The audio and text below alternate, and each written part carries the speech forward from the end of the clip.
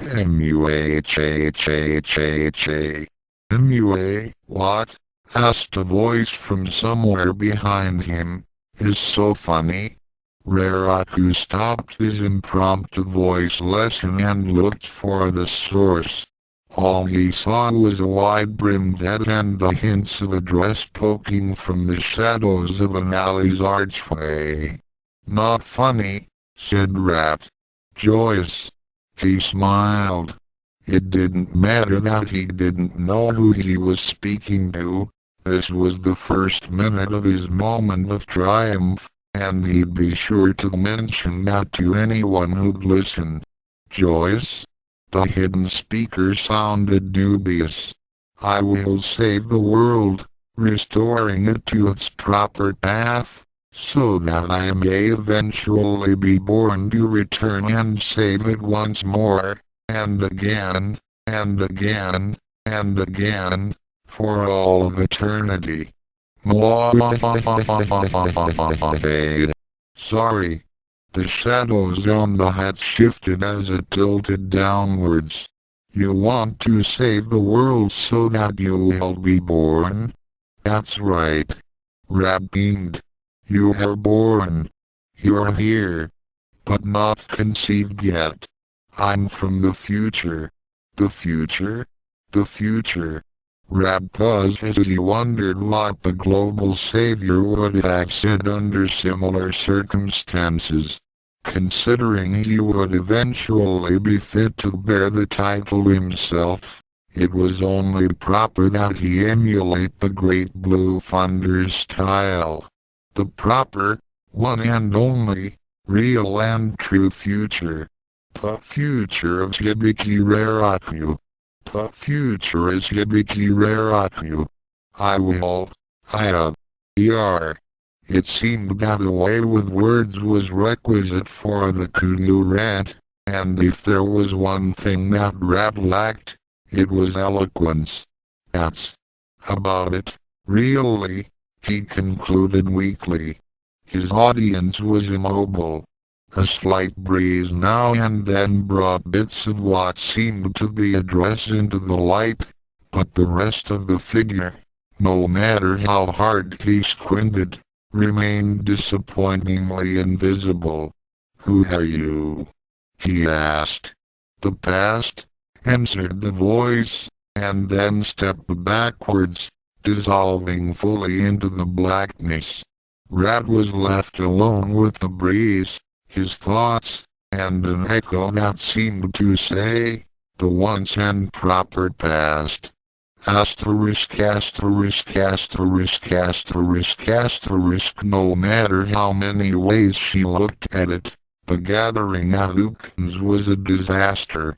Mom was yelling at Dad. Dad was yelling at Mom. Everyone was trying to kill Mom or Dad. Miyabi didn't understand. Nobody fell in love. She didn't think things were going well, not at all. She didn't think things would be this hard. She didn't recall being so emotional before. Asterisk sniffle asterisk. The yelling and the fighting became just unbearable. It hurt to see the ones she cared about the most like that. What else could she do but run away? She sat alone, in the park, feeling useless, helpless, angry, and tired again. Occasionally, she'd toss stones into the pond, but for the most part she just sat there and stared into the waters, as if there was an answer to be found in the ripples and tides. Stupid parents. Stupid uncles and aunts. Why was this happening? Asterisk sniffle asterisk. Oh my. Startled, Miyabi looked up but was blinded immediately by the sun gaze. Someone was standing above her, but she could only make out a dark outline of a female shape, capped by a large sun hat. Oh, hi, said Miyabi. She resumed staring glumly into the pond. The woman sat down a small distance next to Miyabi, her head conveniently obscuring the view of her face, and proceeded to toss breadcrumbs at a few nearby geese. Miyabi sniffled yet again. The mystery woman offered a tissue. "Do you need this?" she asked. Miyabi nodded and took it, then wiped her eyes. "Thanks." There was something familiar about that voice. But Miyabi couldn't quite tell what. It was definitely soothing. "Rough day?" the woman asked. Miyabi nodded. "It's family stuff. Not getting along with your parents?" "No, it's not that. They don't get along with each other. Fight with each other all the time?" asked the lady. "Yeah, that's them," said Miyabi sadly. "Maybe you know them. Ranma and Saotome." "Oh, those two," the woman replied. "I wouldn't worry about those two if I were you. Deep inside, they really do love each other. They just don't like to show it to anyone else but each other." "They're sure fooling me," whined Miyabi. "Don't worry, everything will be alright." Somehow, in the way she said it, Miyabi almost believed that it would be okay. "Well, yeah, maybe." Miyabi drew her knees up to her chest and laid her head down. "I wish I was just as sure about the others too." "Others?" asked the woman. "Yeah. Uncle Ryugi and Auntie Yukayu, Auntie Nabiki and Uncle Tatewaki. They don't love each other and keep on getting in the way. In fact," she added, a look of amused disgust on her face, "Uncle Tatewaki is in love with my dad. Well, you can either trust in fate to bring hearts together or... The lady's voice gained a surprisingly cold edge. "Do whatever you have to, whatever it takes to set things right. And if someone gets in your way, that's their problem. Never give up, Miyabi-chan, never give up." Miyabi's eyes widened in shock at the suddenly savage advice of this seemingly gentle and motherly figure. She slowly raised her head and shifted her gaze up, and found herself alone. Hello? That's odd, she thought. I never told her my name. Asterisk asterisk asterisk asterisk asterisk another time, another place. And lost again for Ryuga Hibiki. He wasn't sure where he was, which was what was usually the state of things, but it was definitely on a mountain. A very scenic, rocky, tall mountain. He was currently walking along a somewhat narrow rocky path, winding endlessly along the mountains, and felt a small twinge of vertigo. The drop was very, very long, but the beauty of the view was well worth confronting the fear. One day, if the gods were generous, one day he hoped to share these eternally beautiful vistas with Akan at his side. "Oh Akan, someday whatever it was, it had a strange, supernatural beauty that blended with the clear blue skies and the pale snow-covered slopes around him. It was a small sphere of azure flame, flaring into existence slowly and flickering a few feet ahead of him and in the air. What the? Suddenly, the sphere roared into a giant column of azure flame, nearly blinding him. Ryuga lifted his arms and squinted, backing away carefully. and then the flame whooshed into nothing. There was, however, a figure standing where the fire was a moment ago. "Ryuga Hibiki?" the figure asked. His vision clearing, Ryuga looked at the figure before him. It seemed like sort of, not exactly, but an awful lot like a somewhat insane, if better dressed version of Gosankuji. The figure winced and grumbled something about having a yen for every time he heard something, and then he suddenly lashed out with a black umbrella. Ryuga raised his own in defense, stopping its end a few inches short of his face, and then the blade popped out of the tip, reducing that distance 2 centimeters.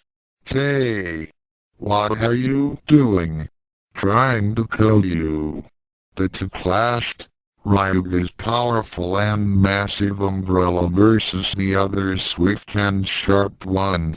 It became clear after several minutes that, at least in wielding an umbrella, they were evenly matched. "Why are you doing this?" shouted Ryuga. "What have I ever done to you?" His enemy remained silent and continued his relentless attack. Ryo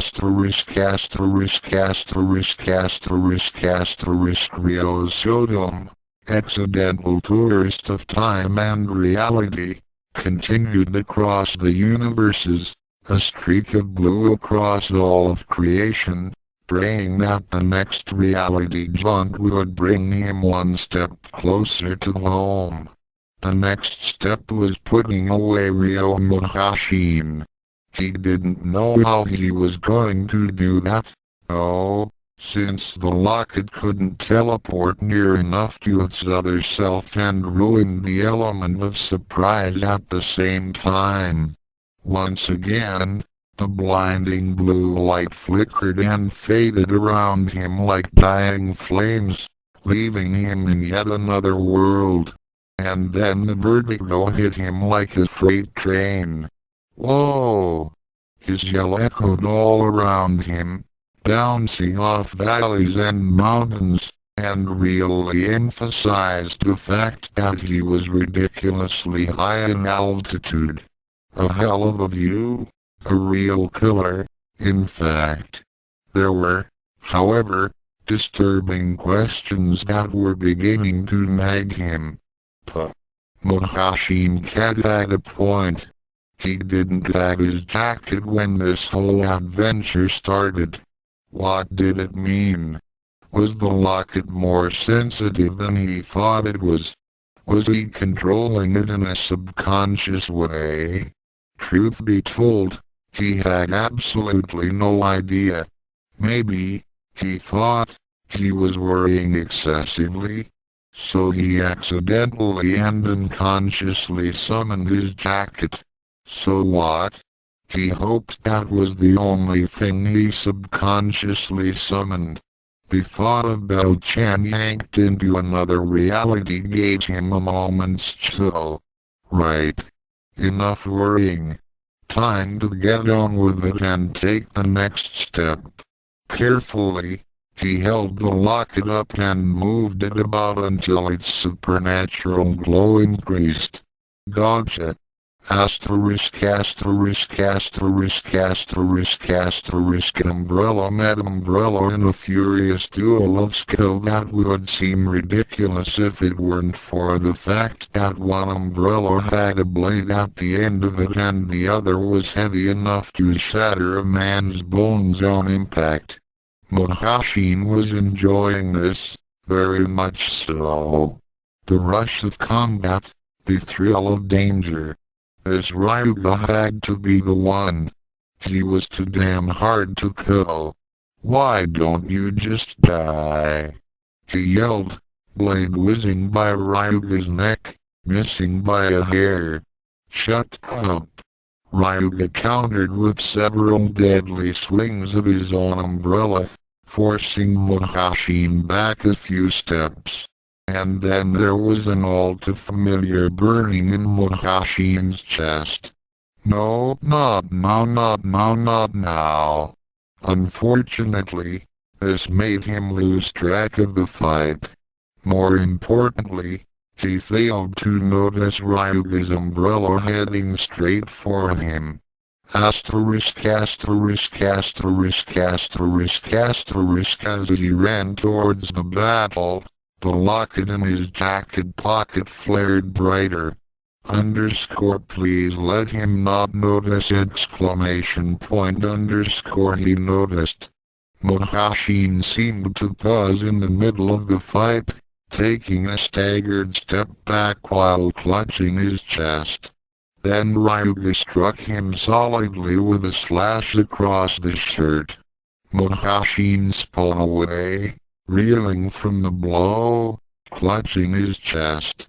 Asterisk asterisk asterisk asterisk asterisk Ryuga stepped forward, umbrella in hand and ready to deal out the final blow in this duel.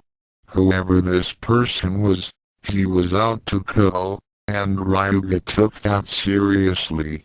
He couldn't give him time to recover. His was staggering away, his back to everyone while clutching at his chest.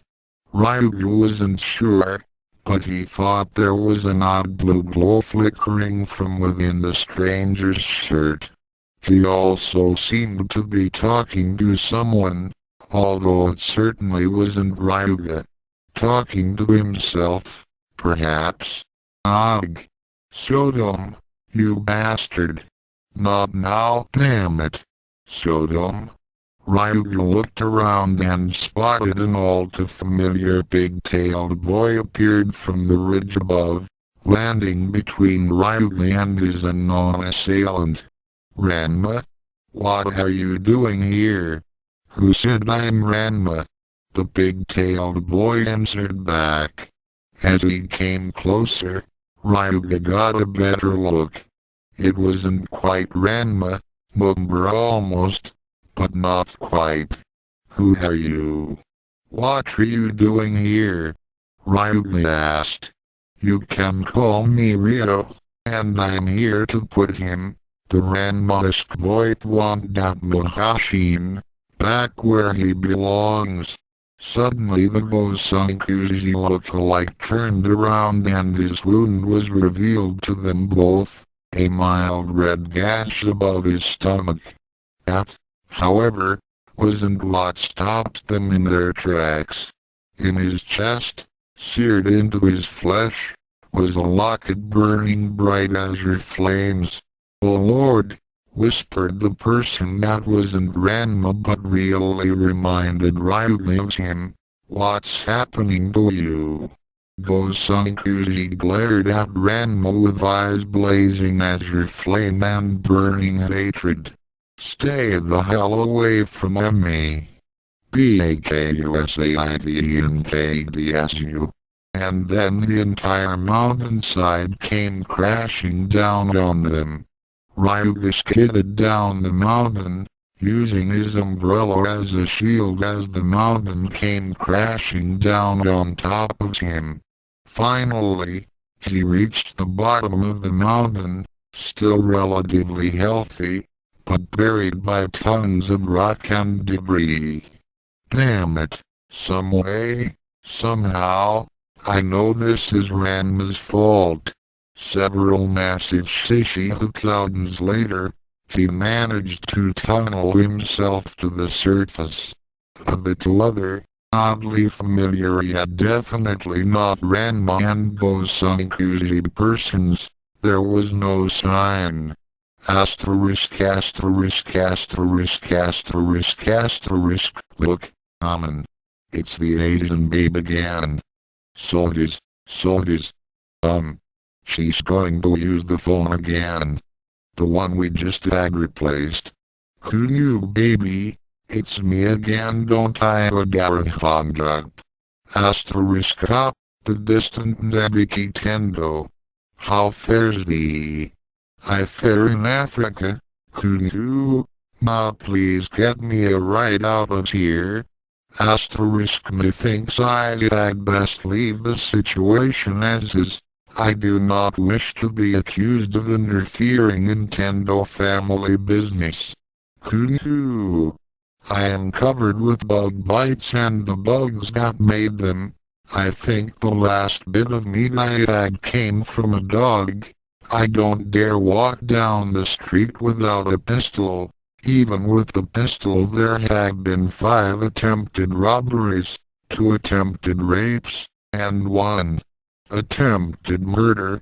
The children keep making me pity them and give them money I can't afford, and to top it off I've got a sunburn. Get me the hell out of here. It sounds very cultural. Cultural? Ethnic. Kuku. Get me out of Africa. Up, and I can too. Really? You can? Certainly. I will rent the film for you as soon as you return. If you return. Good day. Kuku. Kuku. Don't up. Dollars and left parenthesis exclamation point circumflex accent %. Such language. I think she's awfully attractive when she smashes things to bits. All these phones are going to cost a lot to replace. Who cares? It's not coming out of my paycheck.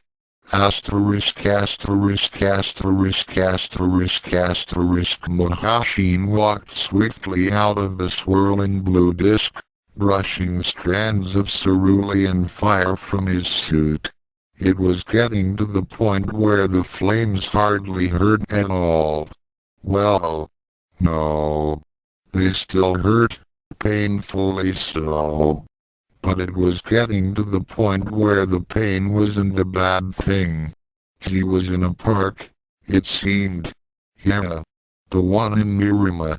Mohashin smiled. He had fond memories of many a pleasant mugging in this little corner of the city.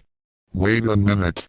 He'd only been here once or twice, and he certainly hadn't mugged anyone in here. Yes, he had. Right after he had been knocked out after the showdown at the bridge and lost his memory. Ryo frowned. He hadn't lost his memory. He had been whisked away by the Jansen woman and her harem of idiots. What had he been remembering? Damn, his head hurt. He massaged his temples. Ryuga. His fault. Ryuga. Make everything better. The real Ryuga. Not the cheap imitations. But you can't beat the real thing, tittered a little voice inside his head. Mohashin snarled. He could too. He would have won. Angrily, he strode through the park, taking random swipes at squirrels and tree limbs with his umbrella. Time to get a bite to eat. Kill this universe's Ryuga just on general principles, and move on. It was a harvest moon, he noted. Somewhere in the distance, a violin was being played. He scowled. Something about this place offended him. And then he emerged from a clump of trees, and saw the outline of 2 figures sitting on the park bench, kissing. Mohashin felt a lump build in his throat. That's right, he'd come here with Misumi. Hizumi. Or was her name Kaeri? Perhaps there was a Mohashin and Imi on the bench. He walked forward, and the gleam of the street lights shone down on the couple. Ryuga and some girl. Kissing. Both slightly shy, but both obviously very enthusiastic about it. Mohashin froze and watched, struck dumb by the unfairness of it all. the goal. Ryuga had killed his girl, then had not stayed dead, and then he had the nerve to steal his park and his girl and his moon and his violins, and then paraded in front of him. Well, if Ryuga wanted violins, violins would take place. Twirling his umbrella, he walked forward with swift and feline step. Justice. Revenge. Hibiki wasn't even paying attention to his surroundings. Oh, this was just too easy. Mohashin pulled his arm back, and thrust. He was right. Ryuga wasn't paying the slightest bit of attention to anything except the girl in his arms. The girl, however, was, and she screamed and tried to jump at Ryo. The blade tip sped forward double quote I single quote and a Korean Ryu. Ryo Mohashin. Charmed. Faster than he could possibly stop it double quote look, I'm sorry. It was a mistake. Taking me hostage was a mistake. I said I was sorry. And the girl had managed to jump right in double quote do you, Unrelated, take this man to be your lawfully wedded husband? I do. And do you, Mohashin Ryo? Front of the blade, and he watched as it slipped double quote a Karai-chan, could you get me a cup of tea? Here you are, Ryo-chan. Oh. Yukai is coming for lunch tomorrow. Just as long as that husband of hers isn't. Effortlessly through her pink ruffled blouse double quote push, dear, push. Ryo. Push. Oh my. Is that the head? What's that stuff on it? Doctor, if this isn't normal and you don't fix it I'm going to cut off your... Ryo. Hold my hand. Sokai, dear. And between her ribs, like a knife through butter double quote daddy, why can't I play with Suji? Hibiki, Ryori. They're degenerate. Mommy, what does that mean? And her eyes bloomed and her pink dress turned double quote dear, don't be that way.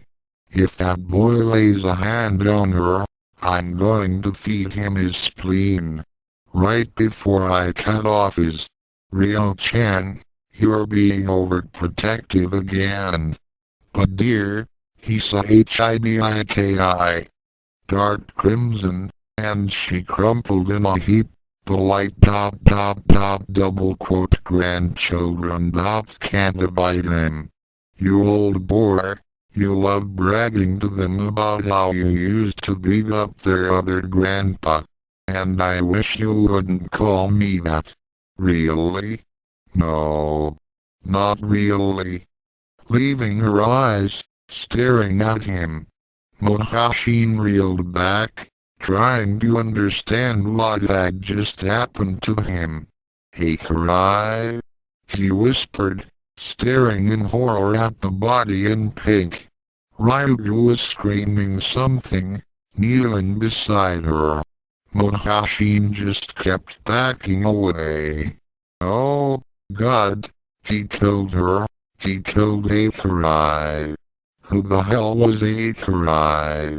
Why should he care? It was Ryuga's girl. Ryuga rose, gave an inarticulate shriek of rage, and charged.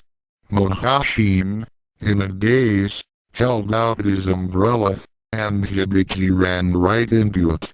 My Karioh God, oh God, no. He'd never met her before in his life. No. The locket flashed blue, and he screamed, and the park was empty of all save Ryuga and his girl. Asterisk asterisk asterisk asterisk asterisk. Dinner that night was strangely quiet. Of the time jumpers, only Miyabi and Rabiko appeared. Kasumi kept a place set for the others, however, just in case. Soon kept fidgeting in his seat, occasionally looking over his shoulder with an air of anticipation. And Kasumi was hovering over one of the empty places, which had a small vase of flowers by it. Akan frowned. That particular place was set with the best china, and the good silver. Who was Kasumi planning on seating? Wait a second. A quick count confirmed it. Kasumi had set one more place setting than there were reality travelers. Kasumi? She asked hesitantly. Whose seat is that? Kasumi smiled at her, a nervous, giddy sort of thing that took Akan aback. Oh, that's Mother's place.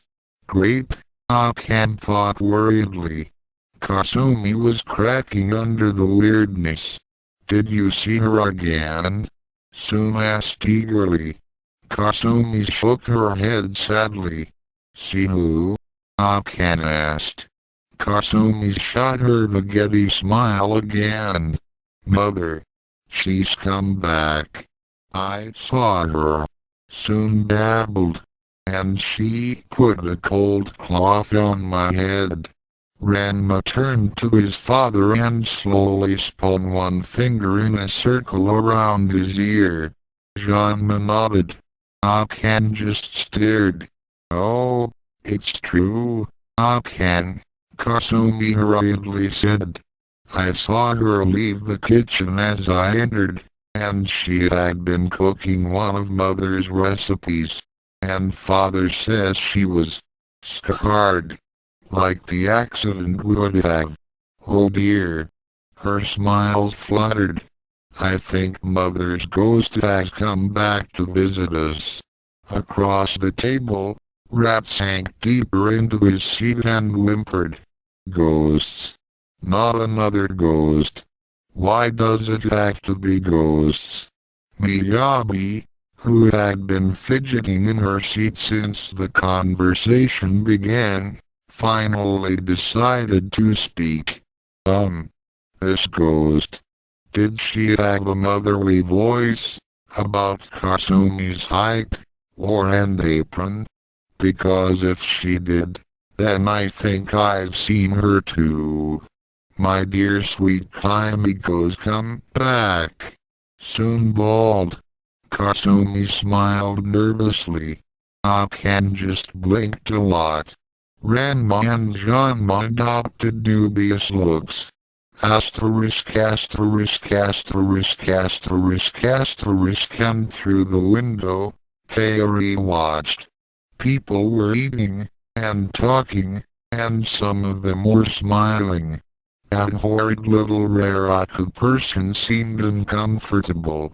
Except for the absence of Nabiki and the presence of Miyabi and Rabiko, it seemed so wonderfully normal. So much like the way things had been. Not that Miyabi was out of place. She's always wanted grandchildren, and she seemed like such a nice girl. Such a dear child. Kasumi passed Miyabi the salt, saying something as she did. Kaeri frowned slightly. Was the food good enough? She hadn't gotten to make dinner. Kasumi had interrupted her. She was supposed to make dinner. Her. Not this Kasumi. But wasn't Kasumi her? Remember, Kasumi was blind. Kasumi didn't see. There she was, happy and stupid and in her place.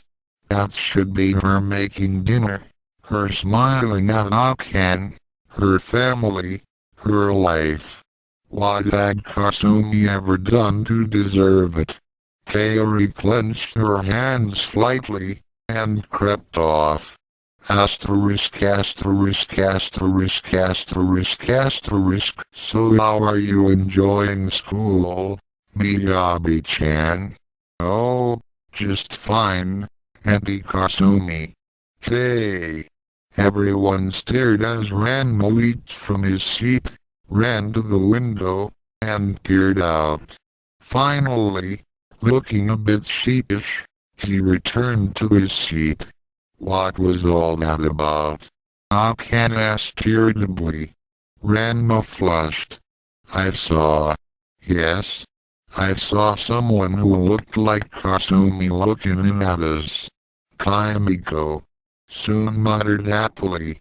That was the end of the conversation for the rest of the meal. Asterisk asterisk asterisk asterisk asterisk. Ryo Saotome appeared in the park in a flash of fire. Grimly, he surveyed the scene. No skinny silhouette under the dim lights, no Mahashin lurking in the shadows. Just a bench, and a street light, and two bodies. Slowly, reluctantly, he walked closer to where the two crumpled figures lay in pools of crimson. As Ryo drew closer, he could see that one of them was a girl, about his age, in what had been a pink dress. Her eyes, open and glassy, stared unseeing at the harvest moon far above. The other corpse was Ryuga Hibiki. Damn, he thought, his fists clenching in grief and rage. This was becoming an all too familiar event. Mahashin had to be stopped. Kneeling beside the motionless Hibiki, Ryo examined the wound. A single stab to the chest, probably puncturing the aorta. Odd. It was a rather clumsy spot too. Ryuga's eyes flicked open. Ryo managed to avoid yelping. Barely. The eyes closed again. Ranma, slurred the lost boy, a trickle of blood running from the side of his mouth. Should've known. All your fault.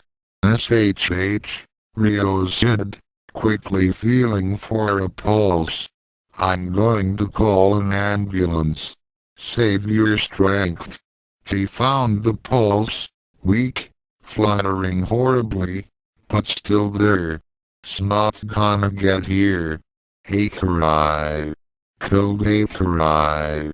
The eyes shot open again, and a hand reached out to take Ryo by the shoulder in a painful grip.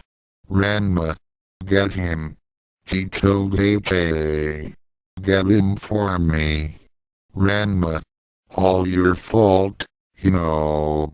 The eyes closed, the grip loosened, and the pulse surged once and then vanished. Ryo stood, bowed once and then began to walk away. All his fault. Mahashin had to be stopped, and himself alone wasn't enough.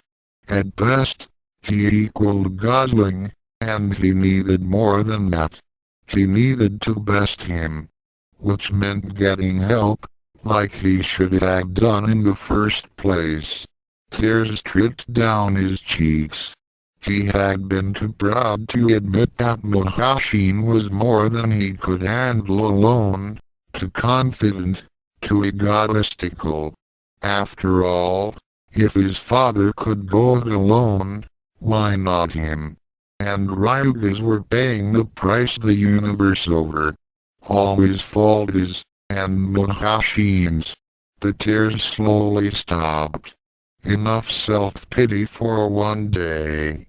The locket awoke to the command of his will, and flared as bright as the stars above. Asterisk asterisk asterisk asterisk asterisk. Are we there yet? Whined the tourist, for the 10th time. Nabiki gritted her teeth, tightened her grip on the machete, and gave the next clump of vegetation a particularly vicious slash. It'll be a while, she said in broken French. Sighs. French. Normally at this time of day she'd be lounging on the sofa with her laptop and a good spreadsheet program, maybe a nice iced coffee, and the Nikkei index. Instead, she was guiding a group of overweight Frenchmen through the Ethiopian jungle for a price that didn't even begin to make up for the sheer wretchedness of it all. She was hopelessly lost, to doubt, but that was only a minor inconvenience. Or so she kept telling herself. Hack. Slash. If nothing else, she was getting a hell of a workout. Not to mention welts along her arm from the underbrush, and several interesting species of insects that were taking up residence in her clothes and hair. She had long since ceased to notice the flies. The French were jabbering away in the rapid-fire dialect they used among themselves. Not a good sign. She cut away a particularly dense clump of jungle, and stopped dead. It seemed to be an altar or a shrine of some sort. Lots of plant-grade stone, and bas reliefs, and human skulls, and frescoes of people doing highly advanced, inventive, and very unpleasant things to other people. She peered closer. What on earth were they doing to that guy in the upper left-hand corner? Oh. Nabiki hastily looked away, and thought back a bit of rising bile. She did not need to know that. No. Whoever built that thing had no regard for its effects on tourism. Look, Mart. My Nikon. Ooh, John Pier. Look at that. I wonder if the tour guide has postcards of it. On the other hand, Nabiki pulled out a handkerchief from her shirt and mopped the sweat off her forehead. She had promised them native culture, and this was, well, she supposed you could call it culture. Now all she had to do was find her way back to the city, and nobody moved. Slowly, Nabiki looked up at the 2 guerrillas training guns on her and her tour group. There went her profit margin, she mused glumly. Miyabi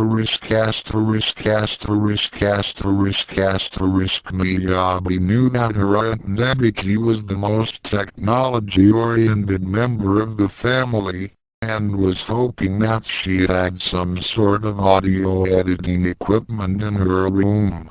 She was pleasantly surprised to find something that resembled a small recording studio tucked away in a corner of the middle Tendo's sister's desk, complete with distortion effects, clarity focus, temporal focusing.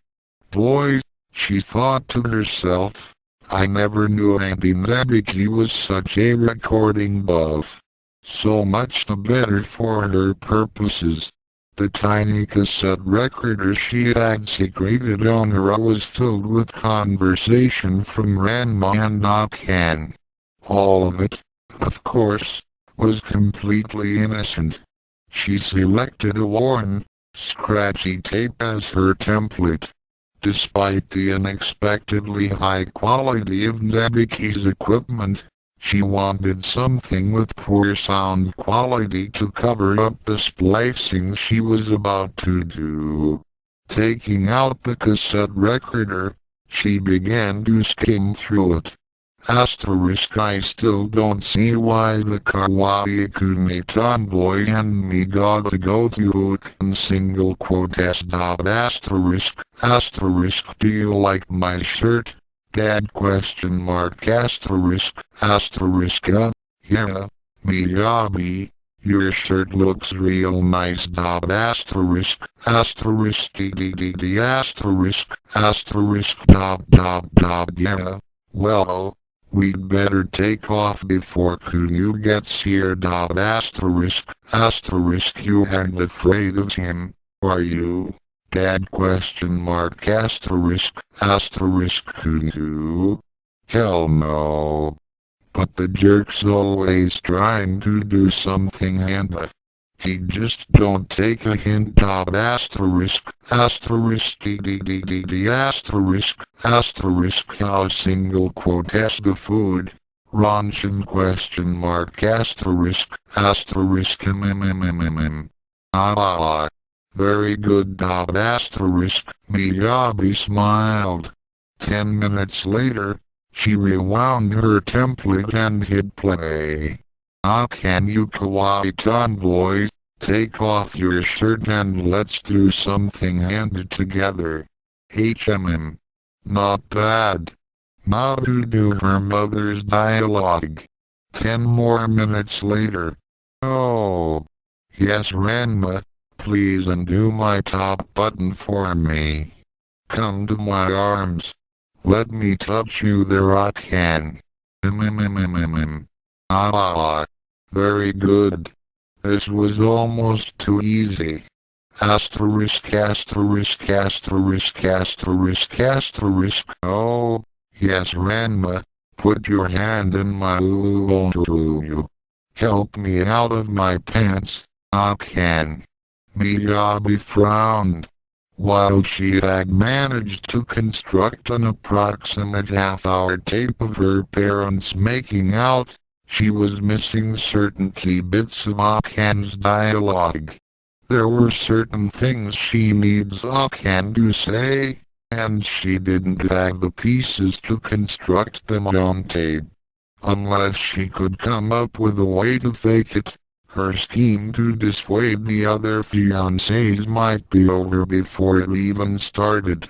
She sighed. Maybe that was for the best.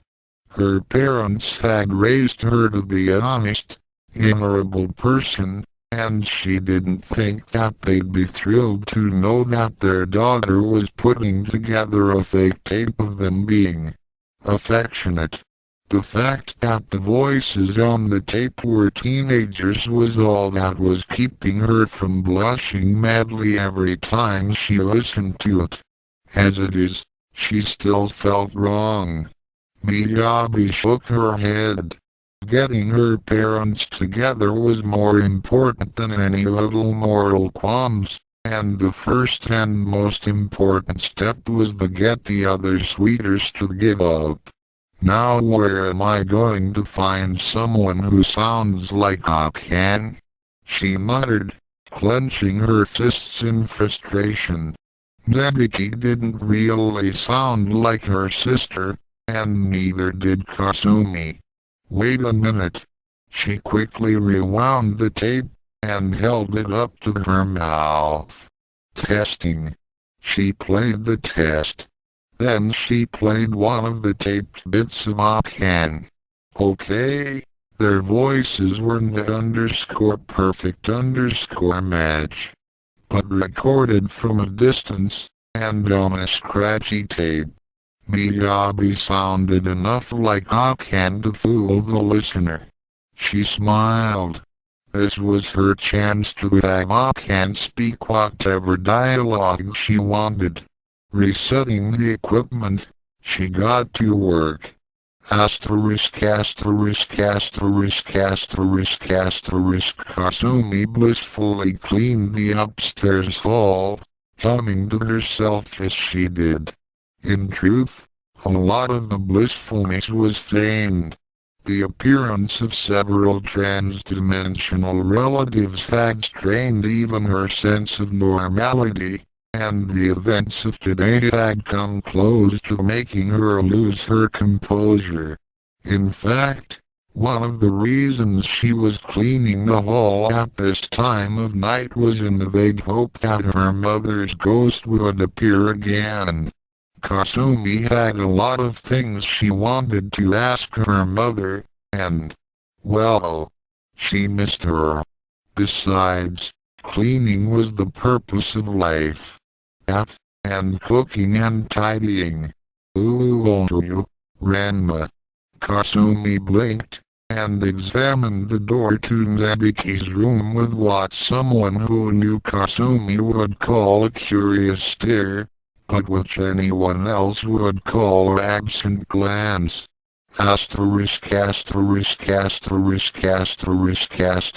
Miyabi winced. Forcing herself to do this was proving harder than she thought. The things she was saying were downright incestuous. Not, she firmly reminded herself. She was saying it. It was just like reading a part in a play. A play in which her character was coming on to her father, but a play nonetheless. Courage, she told herself, and turned on the tape recorder once again.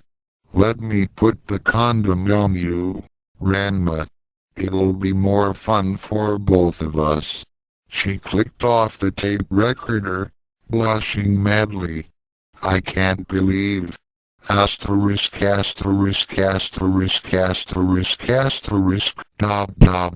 Believe I just said that to my own father. Oh well, back to work. Kasumi blinked at the door. Her look had reached what would be mild interest for a normal person, but for her it was the equivalent of a full-blown face fault. Giggle help me out of my bra. Wait, are you sure no one's around? You know we have to keep this a secret. That was Miyabi's voice. All right. Oh my. Kasumi resolutely turned away from the door and resumed her cleaning. If Mother materialized tonight, she was going to ask her for advice on this one.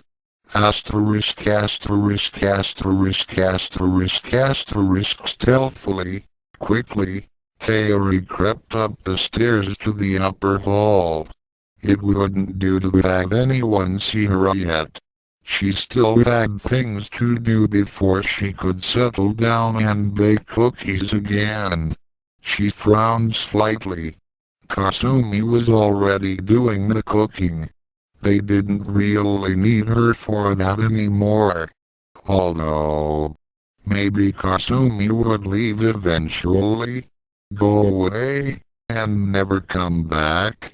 Become Mrs. Ono, perhaps. A long time ago, before they all died, she had thought about marrying Tofu. Now, Kaeri wasn't sure. It seemed she had lived her life in a blind, dreamy haze, and things looked different now. Not better. Certainly not better. But different. She had considered Tofu for a husband because he was such a dear, funny man. Those no longer seemed to her to be positive things. But at least he took good from bad. He made Akan better when she was hurt. He could be dear and silly if he wanted. Kaeri sighed, a little regretfully. Better that he stay dear and funny and silly and completely blind. Better that they all stay that way. She would stand guard over them. Entering the hall, she went immediately to the closet in which she kept her cleaning supplies. Kasumi's cleaning supplies. She frowned slightly. Hers. But, upon opening the door, she found that the bottle of Windex was on the bottom shelf instead of the top. She always put it on the top. Kasumi's cleaning supplies. She stood in the closet door for a few seconds, hands balled tightly into fists, tears streaming down her cheeks. Then she took the bottle of Windex and carefully placed it on the top shelf where it belonged, desperately ignoring the faded ring in the bottom shelf that made it perfectly clear that the bottle had been sitting on it for years, if not decades. Enough of that. Bending down, she carefully removed a section of the closet wall, feeling a certain sense of relief as she did so. Nabiki, her Nabiki, well, they were all her Nabiki, but she shook her head to clear it. Back before they died, Nabiki had placed her journals and notebooks in a secret cubby in the closet. Mostly secret. It was her closet after all, and Nabiki had failed to take any sort of precautions whatsoever to keep her from finding it. After all, she was just happy stupid Kasumi. Kaeri smiled absently. Nabiki-chan was always so very well informed, and information was something she could use right now. Mohashin-san had done his best to inform her, but he didn't really know most of these guests very well. The top notebook, a spiral ring tablet, or a simple label, Hibiki, Raraku Radiko. Tied to it by a strand of twine was a bit of cloth. She opened it to the first page, and a folded sheet of paper slipped out, floating to the floor. A quick perusal of it revealed it to be a list of the reality jumpers, with their names and heritage given next to a description. After scanning and committing the paper to memory, Kaeri turned her attention back to the notebook. The first page of the notebook listed Radiko's mannerisms. The second contained speculations and cross-references with the Jansen woman. And the third told Nabiki's speculations regarding the scrap of cloth and a vial of blood that had been found with it. Nabiki had been unsure about that payment, but seemed pretty certain that he intended to hurt and frame somebody. And she was positive that he didn't want anyone to know what he was doing. Kaeri closed her eyes and took a few deep breaths. She was obviously going to have to talk about this with Raraku. And then she turned the page, and there was Nabiki's recital of the history of the world of 2096. Takozai summoned a demon and it killed Ranma.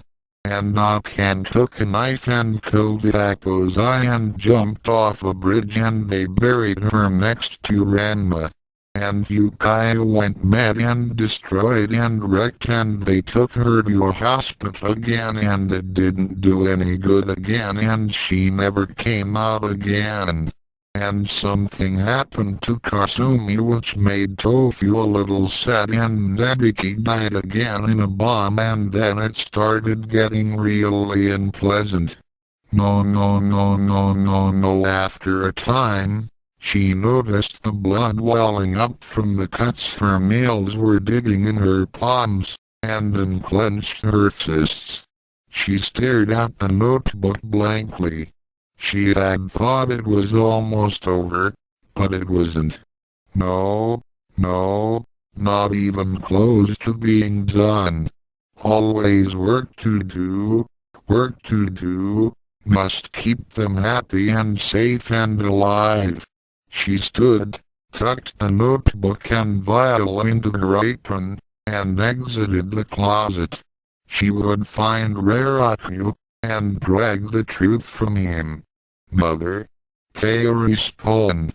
In the shadows at the end of the hall was a familiar figure in a familiar apron. Herself. Kasumi smiled, beamed, glowed with happiness. Mother, I always knew you were watching over us. I hope I've done well. I cook for them, like you used to, and I take care of them like you did. Yes, just exactly like me, Kaeri thought. something odd rising up inside her. Top, top, top, and knew the floors and dishes. I know I can never really replace you, but it was too much. That's right. She spat, fury engulfing her like a wave. You can't. You'll never be what I was. You are blind. Lazy. You don't take care of them. You don't see. You are happy and stupid and it's all your fault. Kasumi stared at her in blank disbelief, the smile crumpling, one eye beginning to twitch slightly. Turning, Kaeri stormed off down the stairs. Raraku. She would find him and pull the truth from him. Kasumi remained standing there for a long time after she had left. Asterisk, asterisk, asterisk, asterisk, asterisk. The day had been exhilarating for Raraku. Exciting, thrilling, joyous, can't forget the joyous, not after that strange meeting, but also tiring. The thought of a ghost running around Saotome's house made it unwise to spend the night there, so he decided to go elsewhere for his repose. Yawning, he made his way to an isolated park he'd noticed on the way to the school, ended up back in the Tendo dojo, gave up, and curled up in one of the unoccupied beds for a nice, long sleep. Asterisk, asterisk, asterisk, asterisk, asterisk. It was high noon where the two representatives met, in a hut just off a supposedly abandoned airstrip in Chad. Not that there were only two people present. Each had brought an assortment of gun-toting bodyguards, thugs, and individuals skilled in offensive chiropractic. Although neither party was expecting any trouble, bodyguards were in this part of the world what clothing was in Japan. Unless you had them around you, nobody took you seriously. The two negotiators exchanged wary nods. Armand, Miss Tendo, do you have the money? You'll be paid. Do you have the merchandise? Armand rubbed his bristly chin with an air of studied indifference. I do. 50 rocket-propelled grenades, Italian. 305 AK-47 rifles, Russian. 10 ground-to-air missiles, man-portable, American. 200 sidearms, assorted. 100 anti-tank landmines, East German. 1 tactical thermonuclear weapon, Russian. We didn't order one of those. You didn't? Mumber, I'll throw it in as a freebie. Fine. Let's see the merchandise. The arms dealer gestured, and several large crates were brought forward. The tops were removed, and the lethal contents revealed to the dim light and waiting thugs. Inside was the downfall of nations, the harbingers of riot, screams, and madness. The very worst of humanity. Barney and friends meet the Care Bears. Video cassettes. What the hell are you trying to pull? Purpling, Armand turned to his guards. Idiots. The other crates. The offending boxes were removed, and new ones set in their place. Everyone noted with relief that they contained perfectly inoffensive grenades, automatic weapons, and a small nuclear device. Well, good stuff, eh? Armand asked hopefully. Nabiki shrugged. No clue. Oli, check them.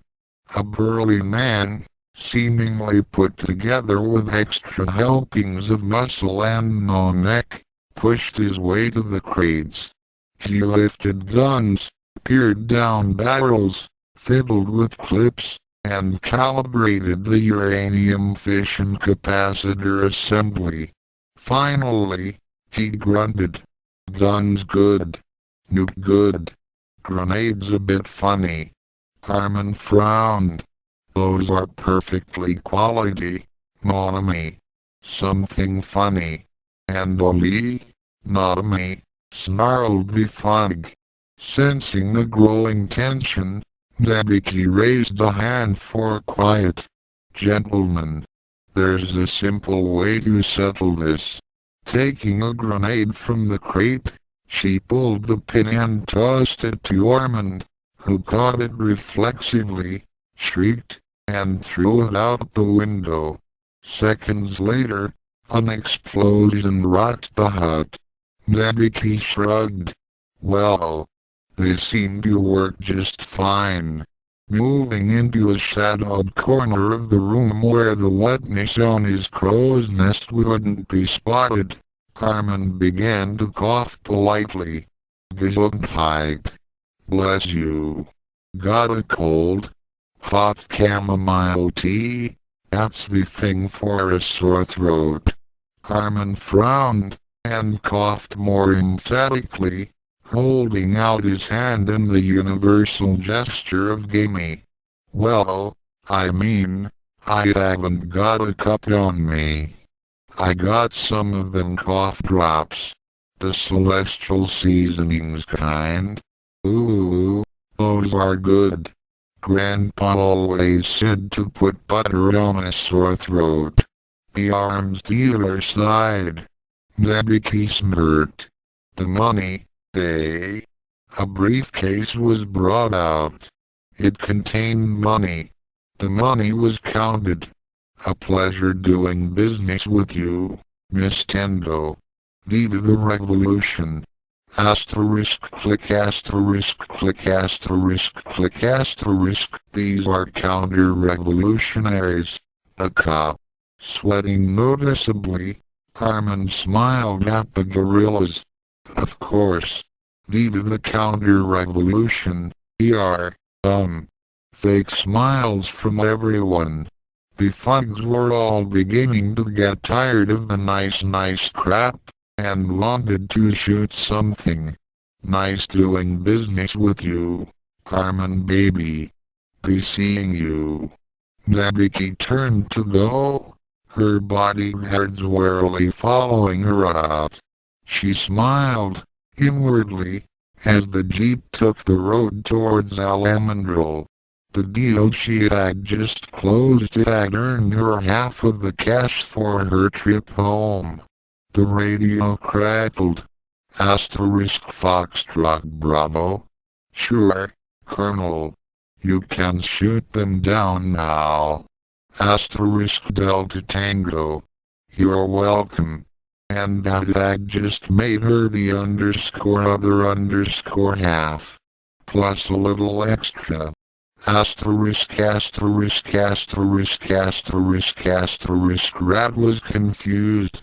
That wasn't in itself unusual, except that his confusion usually had to do with stepping into the washroom for a quick shower and ending up in the middle of a Zanzibarian marketplace. This particular confusion was of an entirely different nature, and consisted in trying to figure out exactly why he was currently being very tightly gripped by a clothing-impaired nubile young woman upon what appeared to be a glow-in-the-dark waterbed, while rows of chickens watched from grandstands set up around the bioluminescent mattress. He noticed a few roosters in the front rows were smoking cigars, while his anonymous partner continued stroking his sides rhythmically and exciting muscles he didn't know he had. Raraka thought. This was a difficult exercise, especially considering that whenever she touched him there, and especially there, it brought back memories of those Halloween pranks in first-year gross anatomy, and a rather pleasant evening with a rather frigid woman. It had taken him a while to figure out that his date for the night had been late in more than one respect, but that didn't change matters in any case. The current physiological situation was distracting him from logical causal reasoning, so the best he could do was remember that some time ago, say, a minute, he'd been trying to get to sleep, and some time later now he was performing sordid acts in front of voyeuristic farm animals. Where do you come from? He asked his partner. She didn't look up, but only lifted her moist lips slightly from his inner thigh long enough to sultrily whisper, "From you, of course." Old Faithful spewed red from the middle of Rat's face. "I mean, you're,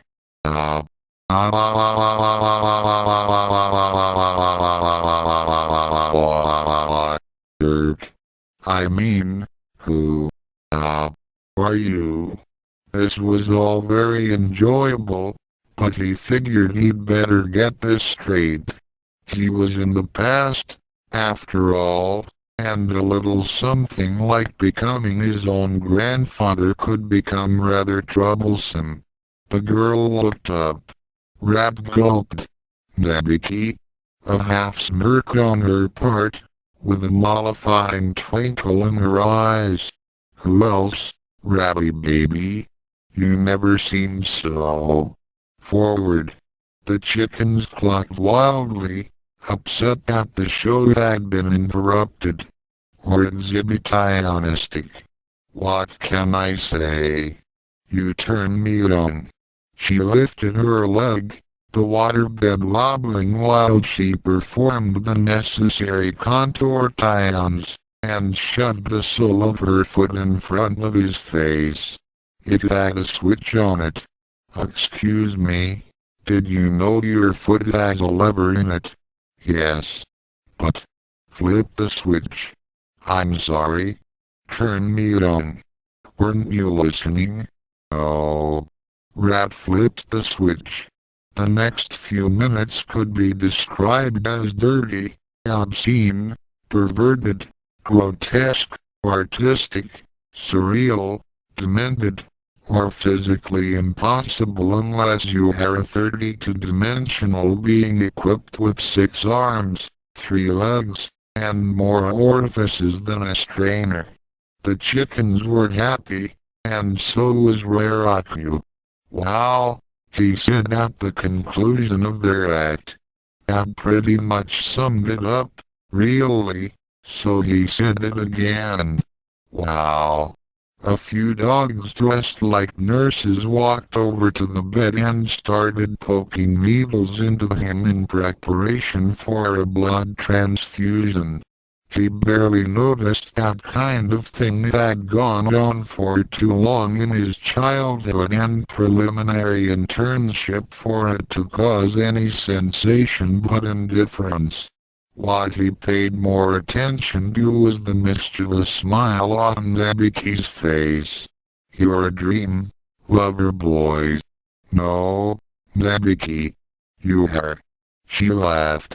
"Your performance was sterling, Mazumai-chan. And a sterling performance deserves a sterling reward." She snapped her fingers and a faceless robot butler appeared, bearing a small velvet-lined box. "What is it?" asked Ryo. "A medal." "A medal? For you. Now close your eyes and let me put it around your neck." He did so. He felt a strange weight around his neck, and the warmth of a girl's arms across it. Rat sighed contentedly. "Can I open them now?" "Yes." He looked at his medal. It was silver, it was heart-shaped, and it was surrounded by cerulean flames. The chickens began to melt, dissolving into puddles of red and orange ooze. The bed, too, was disappearing, its foxfire fading, and the only things left in the room were himself and Nabiki. He looked to her for an explanation, and if possible, an encore of her previous exertions, but she merely smiled, and winked, and waved goodbye. A blinding flash of blue, an electric pain sizzling through his bones, and the youthful Nabiki was replaced by a gray-haired crone. "It took you long, Raraku," she said. "Long? 100 years." Her eyes glistened, ready to drop tears at any moment. "Or don't you remember?" "Remember? But I know you don't, do you?" The old woman shook her head and sighed sadly. "You told me you'd abandon your destiny, your life, and so you did. But then you abandoned me. I don't know who you are. If you'll excuse me, I was just in the middle of some rather intimate business, so if you don't mind." He held up the locket by its chain and concentrated, hoping it would send him back to the proper place and time. The locket swung, pendulum-like, but remained a dull silver. "Blue, Baikutu. Turn blue. Silver." His companion cackled, throwing her head back as she did. "It won't work," she said. "You are in the proper place and time. Your proper place and time." He was in his pro-Raraku blinked. Could he be back? He looked around the room for the first time. Sparsely furnished, but the little there was looked right, with only a hint of perversion. Rounded plastics tools, a few minor monitors along the walls, and through a great window he saw the blurs of passing hover cars. He was back, then. And he was alive. A satisfied smile made its way to Rat's face, and he allowed himself a maniacal chuckle. Somehow, he'd managed to do it. Maybe he hadn't done it yet. Maybe he had yet to kill Saotome and drive his bride to be to suicide. But somehow he had. The crone coughed, hacked, and spit a wad of golden phlegm into a nearby bowl, half filled with the stuff. "You haven't changed," she said. "You must have, yourself, wrapped one out, since I don't recognize you." She smiled sadly. "I knew you didn't. Always shared, always did, always gave each other. And with the mere passage of 100 years, you don't remember poor Nabiki." "Nabiki? But I don't bother apologizing. You got lost, I lost myself. That is the nature of things. I never meant to leave you. Only a minute ago I was a minute to you, a century to others." Her gaze hardened. "I lost everything But 100 years." Rat squeezed the locket in his palm. The object remained stubbornly cool. "You could found someone else." Another cackle, this one lasting several minutes. "Someone else? Oh, yes, I found someone else. A different someone else every night, for decades, and they left, too. But at least they were nice enough to leave payment on the dresser." "What? You lied to me. You betrayed me." "I never lied to you. Everything you told me about Change and Ranma Nibunnoichi was true." Lies. To the best of my recollection, at least. I told you what I could, and all of it was wrong. I lost everything I owned. Even after the first bankruptcy, I persevered in my trust of you, following everything written in my notes. It should have worked. I gave you invention dates, stocks that would go up, details on the Kunyu Foundation. The Kunyu Foundation, HM? Yes, but the Kunyu Foundation. You're repeating yourself. A totalitarian governmental organization, running on the precepts of the great, almighty Kunyu Tatewaki. Yes. Then explain this. Nabiki pressed a button, turning the bars on her great window to the open position. Ryoku blinked for a moment as the incoming sunlight blinded his fluorescence-adapted eyes, then looked, and screamed. Directly outside the window was a billboard, and on the billboard was a very familiar face. A very large and dated familiar face, with a caption below it enough to draw his soul to the limits of emotional endurance. All hail the immortal Ryo Saotome, global savior, you betrayed me, continued Nabiki. You gave me everything backwards. Ranma didn't die. It was Kunyu. Akan survived and went religious after Kodakai committed suicide. And as for my other sister, a long, hard laugh followed. She has a little something to say to you. Kasumi is alive. Rat's voice was weak, whimpering. His head was throbbing. His head was crushing him with pain as he tried to sort the situation out. Oh, she's alive. I keep her very well. Come out, my pet. Another button pressed, another flash of light, and when this second barrier opened, Ryoku couldn't tell whether what it revealed was worse than what he'd seen in the first. It was his great-grandmother, ancient now, horribly scarred and in an all-too-revealing leather bondage suit, holding a huge rod in her right hand. She stood in the doorframe to her cell, unable to decide whether she should leave or not, her stance military and her eyes as cold as the locket in Rat's hand. You've saved yourself, said Nabiki, because you were not entirely a false prophet. I made sure of that. Oh, yes, Kasumi here did breed with Dr. Ono, and all the matchups leading up to your creation were completed. They didn't call me Tokyo's Mad Madam for nothing. I had to make sure you came back, you see.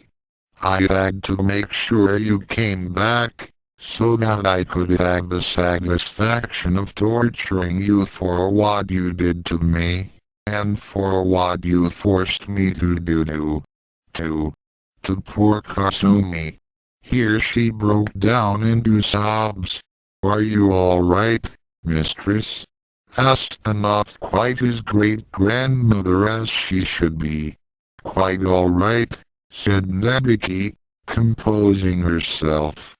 But I'm not as young as I used to be, and I'm getting tired of this game. Mistress?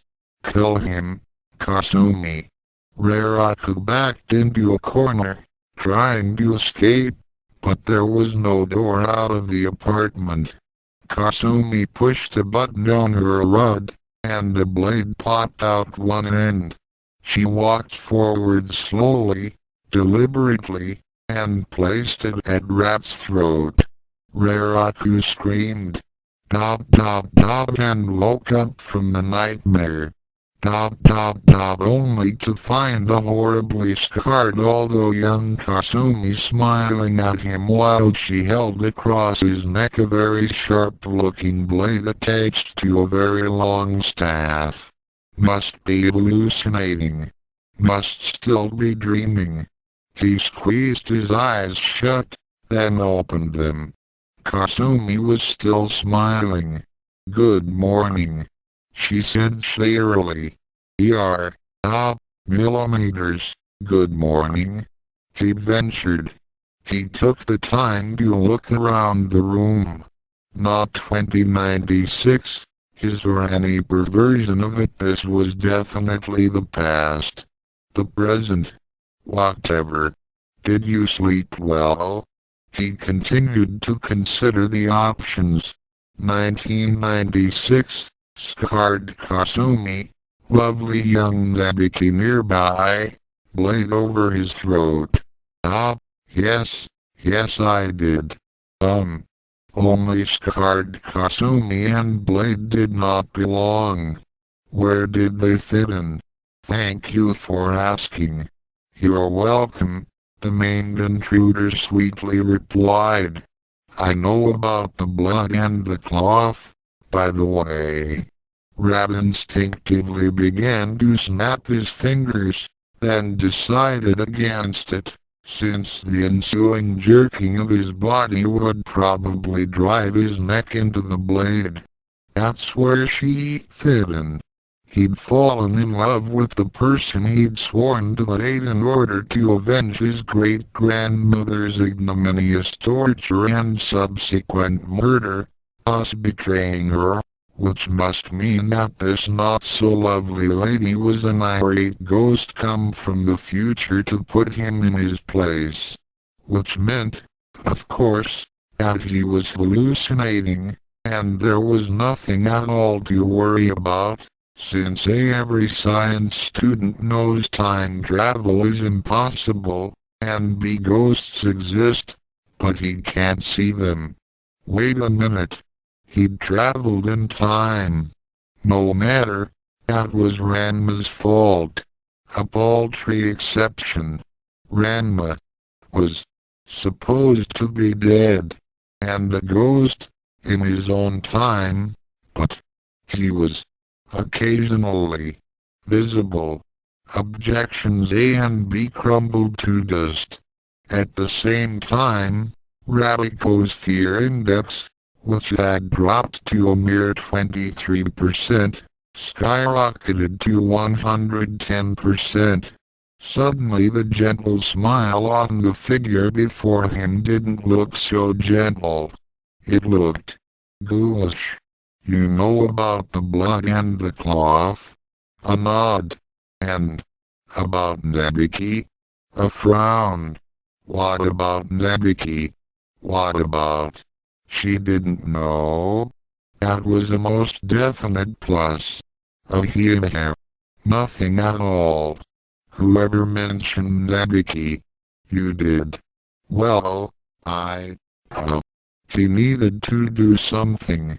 In all the stories he'd read, angry ghosts meant sudden death for someone, and it was increasingly looking like that someone was him. He had to appease her somehow, show her that he hadn't betrayed her. He had, of course, but fooling her would at least buy time. I really am doing the right thing, you know. Oh, are you? Yes. And what is it that you're doing? Rab began to count things off on his fingers. Well, first I have to kill Ranma, then frame Miyabi for it, so that Akan will commit suicide, and that will. So you decided to kill Ranma and frame Miyabi-chan? The scarred Tendo asked cheerfully. Radiko completely missed the hard, maniacal fires that had ignited in her eyes, and nodded enthusiastically. Oh dear. I'm afraid I'm going to have to kill you now. Rab blinked, and froze. Say that again. Oh dear. I'm afraid I'm going to have to kill you now. But I thought you. I don't. As in cut your head off, then chop lots left of your body into tiny little bits which will fit easily into the garbage disposal. Rat stared at her in horror. She smiled. But don't worry. After you're dealt with, I'll cleanse your stinking, putrid reality off the face of time. So you'll never have existed in the first place. Isn't that nice? Rat's depression meter went from normal, background levels 23% to nice suicidal 150% in the time it took for her to utter that statement. Heat flames began to lap out from his skin, looking like black solar flares. Why? Who? What? Where? When? He shrieked, desperately trying to stall. One of those questions was bound to apply, and if she answered it would buy him time. No such luck. The Kasumi look-alike smiled, and pulled back her staff to deliver the fatal blow. You are scum. I am Kaeri. You will die, here and now. Goodbye. The heat flames were building up around Rat's body, but they were still weak. Error, insufficient power for K activation. Recommend manual Nabiki buildup, initiating panic/dread sequence. Rat's mind screamed. Out of time. He screamed back. I don't have time. The staff began its downward swing. Emergency override. Preliminary K sequence activated. SHISHIHOUKODAN. Screamed Raraku. He cupped his hands in front of him, and a wave of jet black ki erupted from his body, slamming into Kaeri, who merely stumbled, since building the energy for a properly devastating ki blast takes longer than the few seconds Rat had. But it was a distraction, all right. Reflexively kicking Kaeri in the groin, Radiko ran like hell. After saying some very UN Kasumi-like things and clutching her nether regions, Kaeri followed. Asterisk asterisk asterisk asterisk asterisk, I don't get it, Mom. Why isn't Auntie Kasumi at breakfast? Akan shrugged helplessly. I don't know, Miyabi. I knocked on her door this morning, and she just told me to go away and leave her alone. She didn't sound very good. Frowning, Miyabi poked at her bacon moodily. Maybe she's sick. Her mother nodded. I sort of hope so. This really isn't like Onichan. If she isn't downstairs by lunch, I'm going to go ask her what's wrong. H-E-L-P. The two girls watched in puzzlement as a screaming Radiko burst through the dining room, glowing with black energy, hands cupped in a frighteningly familiar way. Turning, he assumed a Ryuesque pose. Die, foul spirit. Please. SHISHIHOKODAN. A beam of black ki blasted out of Radiko's cupped hands and towards the door he had just emerged from. Unfortunately for Rat, every action has an equal and opposite reaction, and the recoil from the blast sent him flying across the room. Down! Akan yelled, throwing herself beneath the table. Miyabi blinked, and then followed her mother's lead just in time to avoid being hit by Reiraku's shoulder as he flew overhead. Akan frowned, somewhat worried. She'd seen Ryo perform a Shishihukoden enough times to know that whoever the target was not going to be in good shape. But then, Ryo's blasts had never been that ominous, colorless ebony. Her train of thought was stopped by a staff end emerging from the doorway. Boom when the concussion wave had passed, the two girls slowly peered out from behind their makeshift shelter. Standing in the hole in the wall that used to be a door frame was an all-too-familiar figure in a tattered apron, carrying a staff blazing with crimson flame. A scarlet aura licked around her, tinged with the remnants of black ki. She looked at the open-mouthed Akan and Miyabi. "Oh dear," she commented, and disappeared back through the wreckage of the door.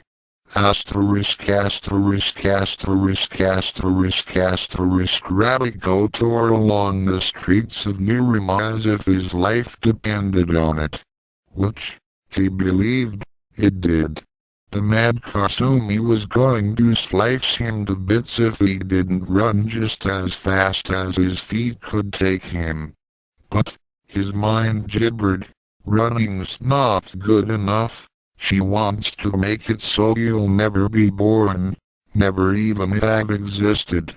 "Shut up and run," replied the part of his instinct that felt psychotics with holy arms were a very, very bad thing. While ceasing to exist due to timeline destruction was a serious threat indeed, it was rather abstract. Kaeri flooding him, on the other hand, was not. God Tarlangada Jitawade Tarlangada Hifatsishi Rab barrel square into Shido, who had just turned the corner and was looking decidedly oblivious. Ish managed to retain his feet. Radiko didn't. "Watch where you're going, Hibiki." Wagaga. Whoosh. "Sorry about the elbow to the stomach." Instinct. "You okay?" Taking the proffered hand, Radiko scrambled desperately to his feet, the urge to run making him ignore the pain in his gut. Time to make tracks again. "Wait a minute. Ishido. It's horrible. Horrible. Madwoman. Killer. Blade. Stick." Not exactly the well-reasoned argument he had intended on presenting. It seemed to get Ishido's attention. "Oh. What?" "Slow down." Radiko took a few deep breaths, and tried to come up with a good story. Amazingly, he found that he didn't need to. The honest truth, with a few things left out, would do fine. There's another time traveler. She's completely insane. She wants to make it so Children and I's world never happens. She's going to make us cease to exist. And she just tried to kill me. And I think she might be looking for children. Rat's monologue had begun with him frantic and Ishido calm. It ended with the exact opposite true. Ish's eyes were starting to take a definite reddish tinge, and his body was trembling with an emotion Rat really didn't want to analysis. "Where is she?" Ishido snarled. Rat gave the amnesiac his best helpful expression. "Potendo dojo. We're got to hurry. If you could just lead me to AWK." Tucking a protesting Radiko under his arm, The enraged warrior raced off. From his position beneath Ishido's armpit, Rat smiled. The berserker martial artist was definitely in a rip people to bits mood, and the sooner Kaeri was in numerous bloody pieces the better. After all, she wanted to kill him, she wanted to destroy his reality, and she knew. And if she told anyone, the rest of Nerima would probably be after his head. No, she needed to die, and Ishido was just the amnesiac psychotic killing machine for the job. Radiko grinned, and began to chuckle. Then Ishido took the shortcut through the shoulder-height rose bushes, the kind with thorns. Asterisk asterisk asterisk asterisk asterisk azure flame burst around Ryo Saotome, their heat drying the last of the tears that had coursed down his cheeks.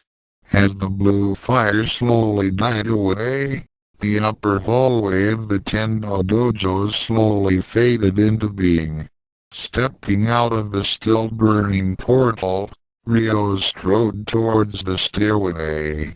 At least some of the others were probably downstairs, and, much as he didn't like it, he still needed their help. Which of them? Ishido seemed fairly solid, and certainly didn't like Mohashin. Children would probably insist on going as well. Miyabi? Ryo shook his head. She could fight, but he really didn't want her in harm's way. He'd worry about her too much, and she just didn't have the temperament for what promised to be a very nasty confrontation. Radiko? He snorted out loud, dismissing that thought immediately. Radiko would be about as full as a wooden nickel. Far less so. Ryo started in surprise at the voice behind him. Kasumi.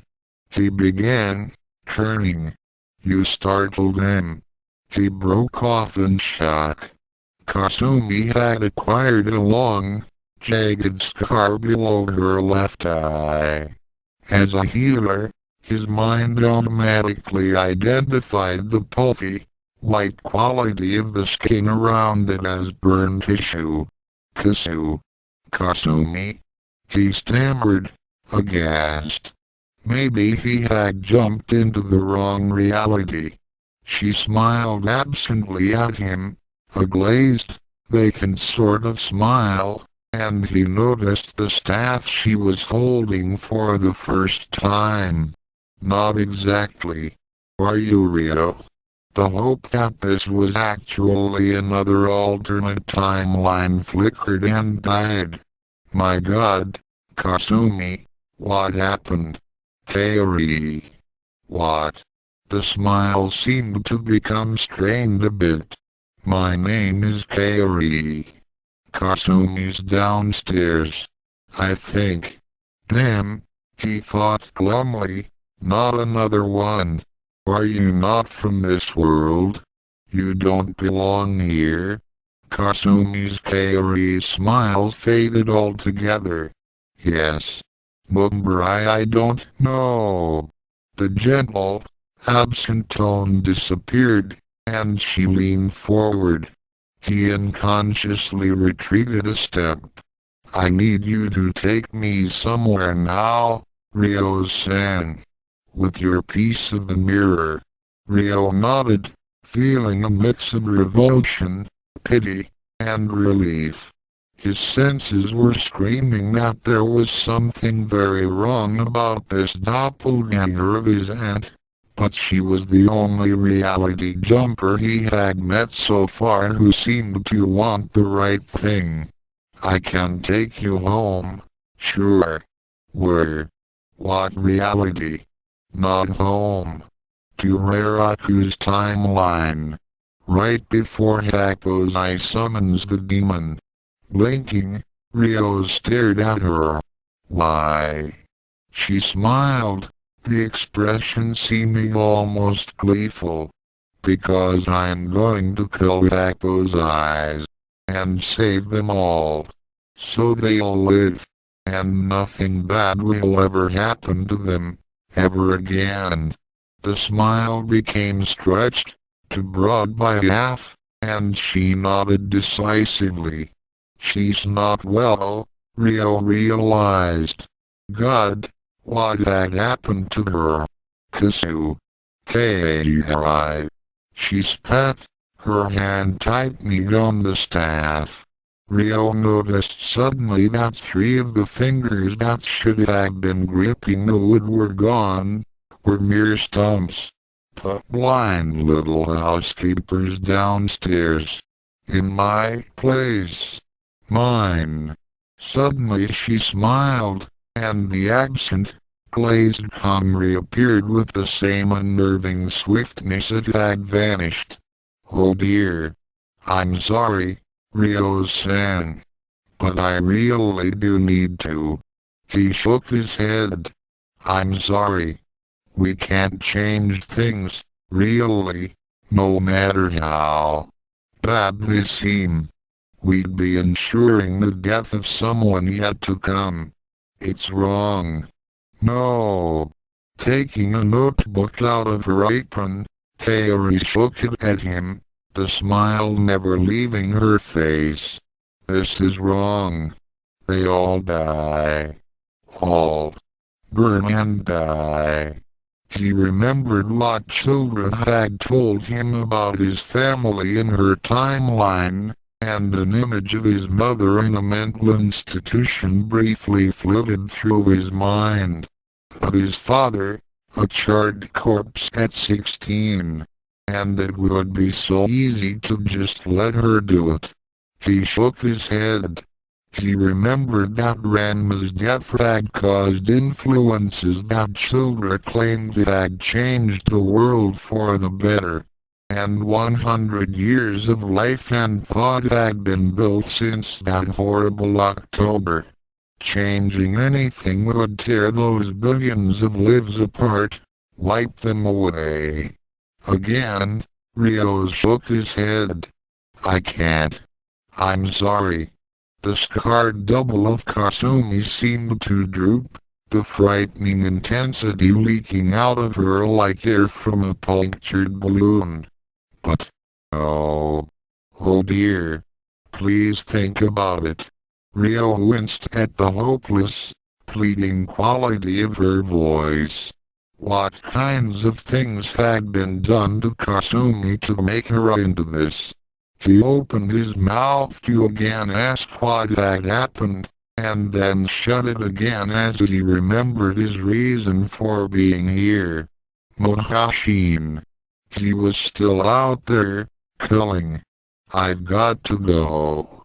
I'll talk to you when we get back, and I'll make sure you get home safely. Okay. She gave a brief nod, seemingly lost in her own world. I'm sorry, Ryo-san. He forced himself to smile at her. It's okay. Turning, he again began to head for the stairs. A door slammed somewhere below. Was that Ishido's voice he heard? And suddenly something struck him on the side of the head, sending him sprawling to the floor. He started to struggle to his feet, and another blow landed on his jaw.